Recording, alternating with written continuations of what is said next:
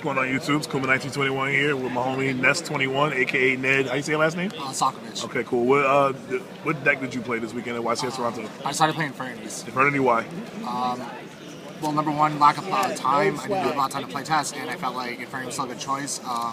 For the in the middle of last format for Salkovitch, my friend Chris told me to play the deck, and I spent a lot of time learning the combos, and it was like a really good meta call. I felt like because it just anything anything with 5 1-for-1 cards or 4 1-for-1 cards just seems like huge. You can't win, and the fact that it's just a giant toolbox with exceeds and other stuff helps in certain matches. So I felt like I can play dragons that well. A bunch of my friends played dragons, and they told me to play it. I tried playing it. I felt like not for you. It's not that it wasn't for me. I felt like I can play this deck better than I could play that deck, and I felt like me knowing the ins play what you're comfortable with. Exactly. So I felt comfortable. Sure. It's 12 monsters, 3 Archfiend, 2 Necromancer, 2 Street Patrol, 2 Monk. This is all pretty standard. This is probably the best monster in the deck besides Archfiend. It opens up almost every combo. What's your favorite candy? Candy? Favorite candy? You're an Inferity player, so I want to know. Yes. Chocolate, I guess. Chocolate? That explains why you're playing the darks. Exactly. I have a little black in me. Then my two, I play 1 Grapher, 1 Armageddon Knight. Thanks. And then the new addition since last format, Archfiend Hairs. This is really huge for me throughout the weekend. For those of you who don't know, it's whenever sent to the graveyard, you can add an Archfiend card from your hand. So basically, it tutors an Archfiend, which can be huge. If you have Foolish Burial or Lava Chain, it opens up adding Archfiend. And most of my games today were actually most people think it's a combo deck where you just end with 4 monsters, 5 monsters, a bunch of back row. For me, it was if I wanted to rename this deck, I call it Archfiend Control. Because most of my games were grinding out with Archfiends in back row or Necromancer Archfiend in back row, and I would have to make a rank 4 and try and beat my opponent down. It was really it was most of my games were it felt like uphill battle, but I ended up winning a lot of my games. Okay. Cool. Right now. Then for the spells, 3 Upside Goblin, 3 Pod Duality. I felt like this is really important, for those dead hands, more toward the duality. I feel like it was important because you don't open good hands all the time, and it's a good equalizer to help set up your hands. Also against slower matchups, you want to be able to get certain cards to get your setup going. Then for 3 MST and 3 Instant Fusion. Most people play 2, but I don't see why you. I had an ass boy.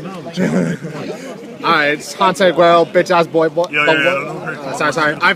Sorry YouTube. Most people play 2, but this is your combo starter, and I feel like you have to, you always want. There's never a point where you don't want to have this. Okay. So I felt like playing 3 is important. What is your go-to fusion monster? Well, we'll get to that. My extra deck's a little different with this because I play 3, but Got you. But yeah, I felt like you always want to open this no matter what. So I figured playing 3 is fine. It worked out great for me. Then for my 1-ofs, it was Launcher, Foolish, Roto, and another new card is Transmodify. I was originally playing 2, but I realized it wasn't as good, and I was playing 2. Did it clog?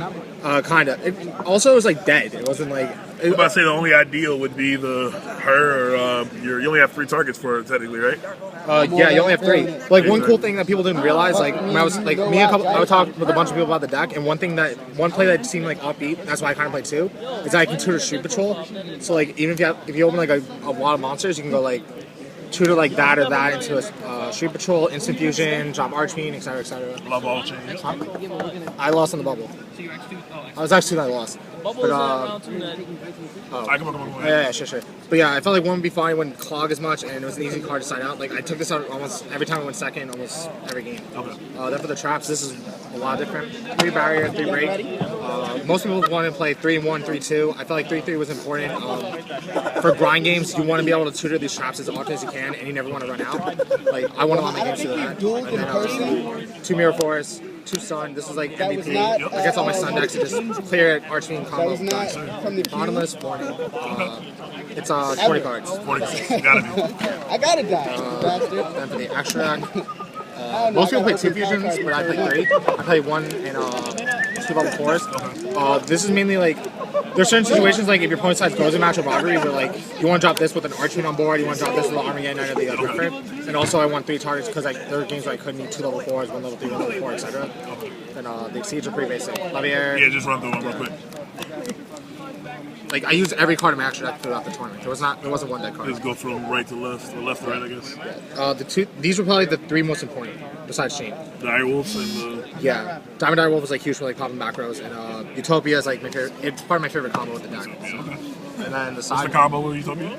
You can have with double Evolvable Chain Necromancer Utopia, so like the Utopia can protect the Necromancer from dying, get barriers to keep it from dying. Oh, okay. Six. You can two engagement. Yeah, that's deep. For the side deck. DD Warrior Lady, this is mainly meant for Ophion. It was just like easy to triple out. But Dark Hole and Soul Taker, this is like for Constellars and other stuff. Division for Water and Dragons, 2 Dust, 2 Prison. This is like for slower pace decks. This helped me win my round 9 match against Tech Genius. Then it was 2 Nielsen for the mirror match. I ended up playing one on the bubble, but I couldn't draw it. I lost a die roll and I couldn't draw this game when I went first game 3, so I lost. Then it was Eradicator for Spellbooks and a Dark World Weber macro decks. Compulsive for mirror match and Dragons. And then 2 Emptiness and Soul Drain for Dragons. Like, these cards like help me win my Dragon match like really easily. I played 3 Dragons, I lost to one of them. No, I played 2 Dragons, I lost to one of them because Tom Mack. I misread about something, but yeah, I wouldn't really change anything about the deck. I thought it was a strong choice. I don't regret not picking it. It's still a really good deck. It's not as good when it's known because like you run to mirror matches and you can like that's what I ended up having me. Since it was like a deck I lost in mirror match. Yeah. All right, well, I appreciate the deck profile. Everybody get a good look at this for San Mateo. So we're here at YCS Toronto, guys, and I got a lot more deck profiles coming. I got Black Wings and Dragon Plants and a couple other deck profiles. So I appreciate it. That's 21. 1921's out.